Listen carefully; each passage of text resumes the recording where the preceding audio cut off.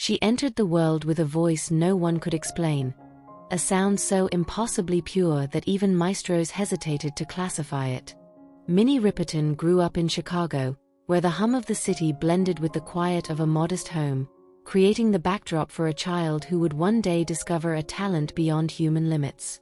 In the narrow hallways of her childhood, Minnie didn't just sing. She experimented with sound, stretching notes, playing with heights that seemed to belong to another realm. Teachers, astonished, spoke of a vocal range almost unreal, 5 octaves, including the elusive whistle register, a territory where only a few voices dare to breathe. And it was in that space between curiosity and destiny that Minnie began to shape her own light, unaware that she would be remembered as one of the rarest instruments in music history. As she grew older, Minnie immersed herself in the rigorous study of classical music and opera, training every invisible muscle behind a perfect note.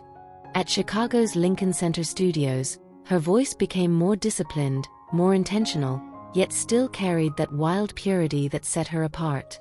Before her solo career, she joined the experimental soul group The Rotary Connection, where psychedelic sounds and bold arrangements gave her the freedom she needed.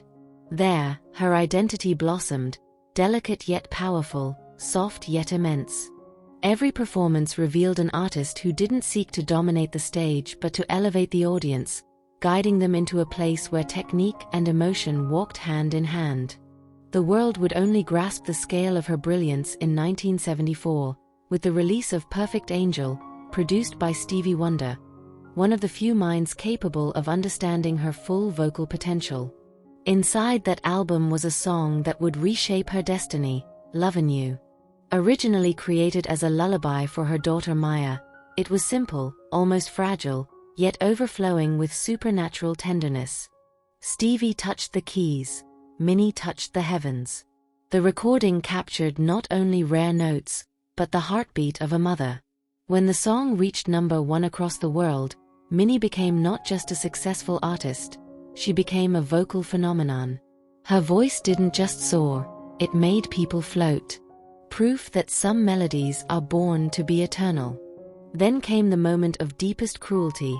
In 1976, at the peak of her recognition, Minnie received a diagnosis meant to silence every dream: advanced breast cancer, terminal stage.